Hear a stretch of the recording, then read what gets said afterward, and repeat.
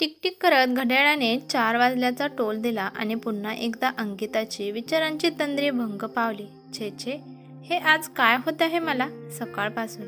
मी एवढा का विचार करते आज?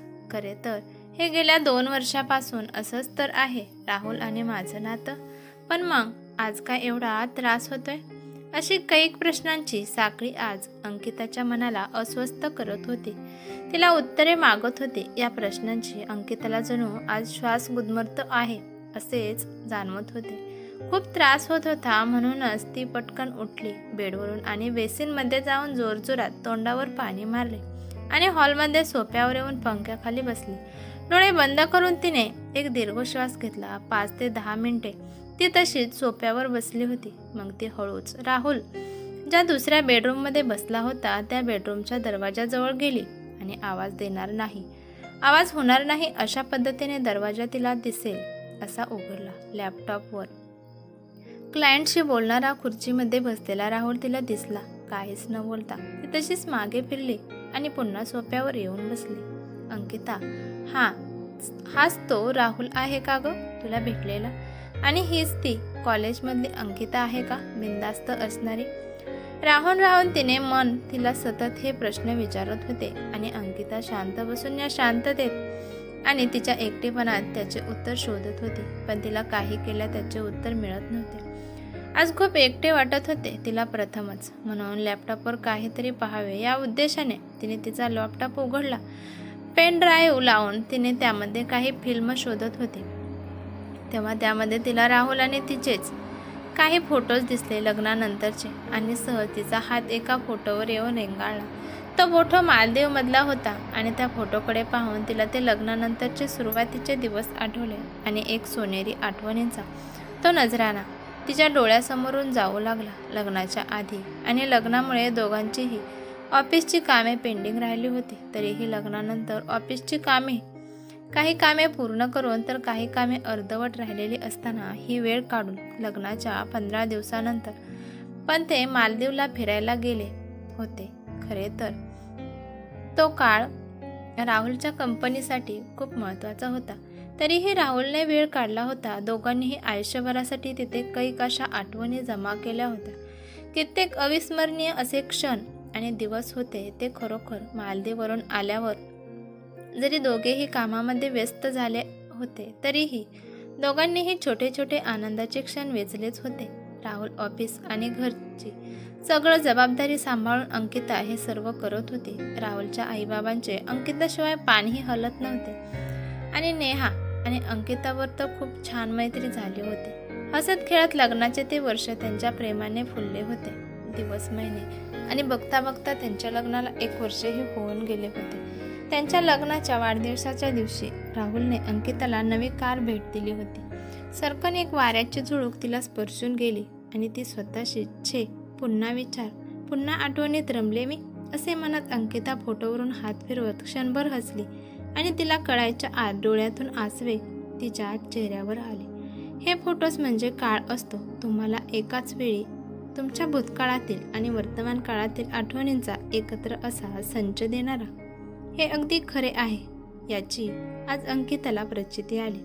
म्हणून थोडा वेळ तिने त्या अश्रूंना वाट दिली. नंतर लॅपटॉप बंद करून ती बाथरूममध्ये जाऊन फ्रेश झाली. एव्हाना घड्याळामध्ये संध्याकाळचे 6 वाजले होते. ती स्वयंपाकघरात गेली. जणू राहुल घरात नाही आहे या आविर्भावातच तिने तिच्यासाठी तिला आवडती तशी थोडी स्ट्रॉंग अशी कॉफी बनवली आणि कॉफीचा वापरणारा तो मग घेऊन ती तिच्या बेडरूमच्या बाल्कनीमध्ये आली. एव्हाना साजेचे रंग नभातल्या सूर्यासवे अंकिताच्या मनावरही आपली छाप सोडत होते.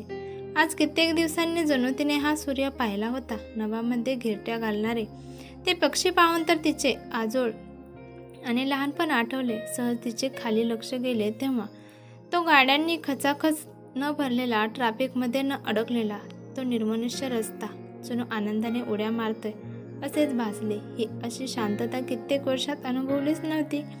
या लॉकडाऊनमुळे कित्येक वर्षांनी तिने या शांततेचा आवाज ऐकला नव्हता. एरवी जगण्याच्या शर्यतीत धावताना किती काय काय हातामधून निसटून जातं ना, अगदी या शांततेचा आवाज सुद्धा आणि आपण सुद्धा खरंच आज गिटारवर हातांचा तो रेशमी स्पर्श झाला तेव्हा आपल्या जवळच्या व्यक्तीने मायेने कुशीत घेतलं आहे असेच काहीसे तिला भासत होते. या जगण्याच्या शर्यतीत धावताना जशी ही शांतता निसटून गेली तशीच माझी गिटार जिला मी माझी सावली म्हणायची तीही निसटून गेली. काय या काळाबरोबर शर्यतीमध्ये धावण्याच्या नादात? हा प्रश्न अंकिताच्या मनाला हेलावून गेला. बहुतेक हा नभीचा सूर्य मावळताना रंगाच्या छटेसोबत अंकिताच्या एक प्रश्नांची उत्तरेच देत होता.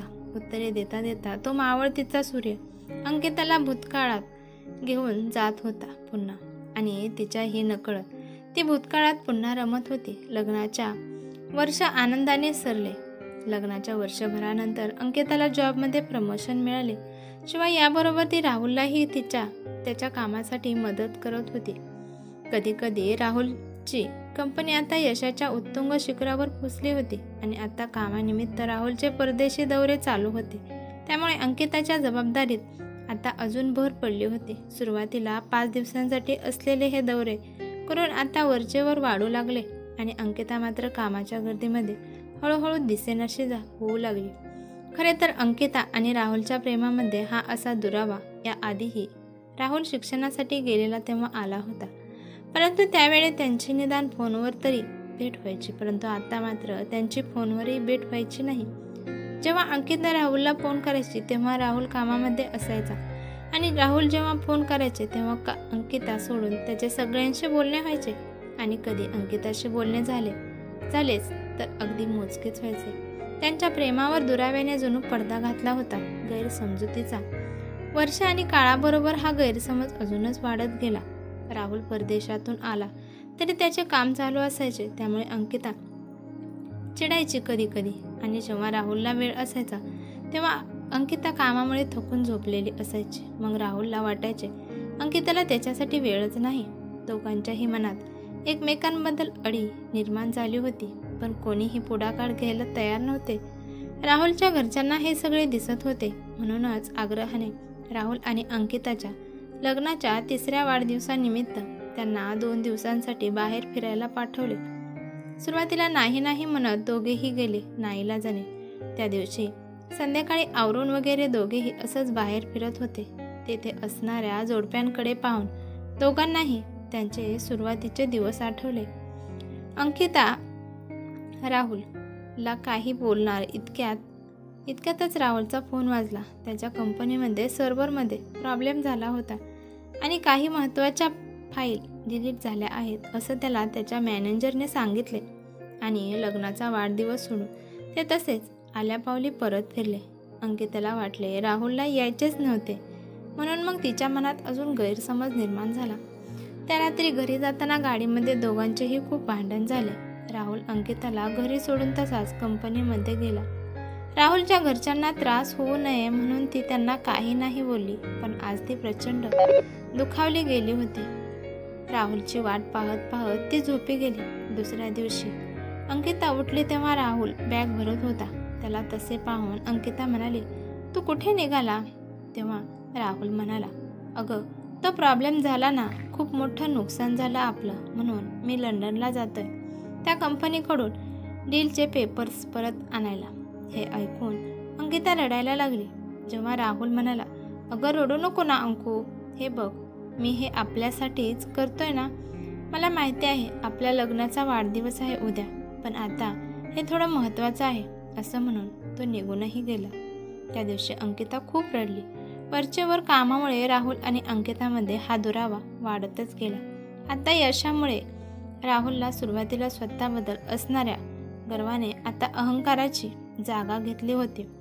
राहुलला वाटायचे आपली कंपनी असताना अंकिताने जॉब का करावा, तर दुसरीकडे अंकिताला वाटायचे राहुल माझी प्रतिभा कमी करायचा प्रयत्न करतोय. त्यामुळे दोघांचाही गैरसमज वरचेवर इतका वाढला की घरच्यांसमोर नवरा बायको म्हणून वागणारे ते बेडरूममध्ये मात्र अनोळखी असल्यासारखे वागायचे.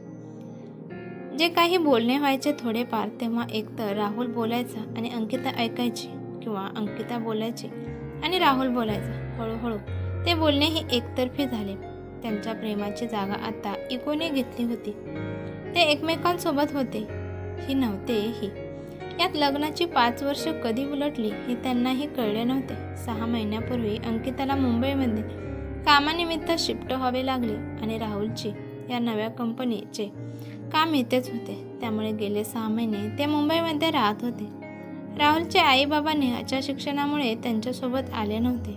मुंबईत येऊन जरी 6 महिने झाले होते तरी अंकिता आणि राहुलच्या मध्ये परिस्थिती आहे तशीच होती.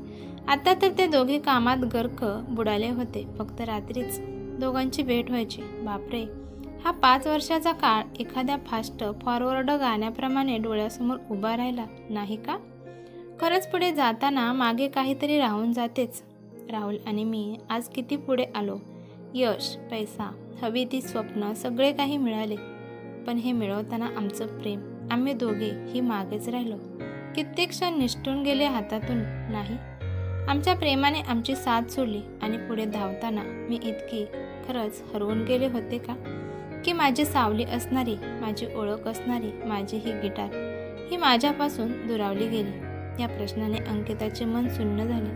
आता जुनं मावळतीच्या सूर्यासोबत तिच्या मनावरच विचारांचं मळब सुद्धा हळूहळू दूर होत होतं.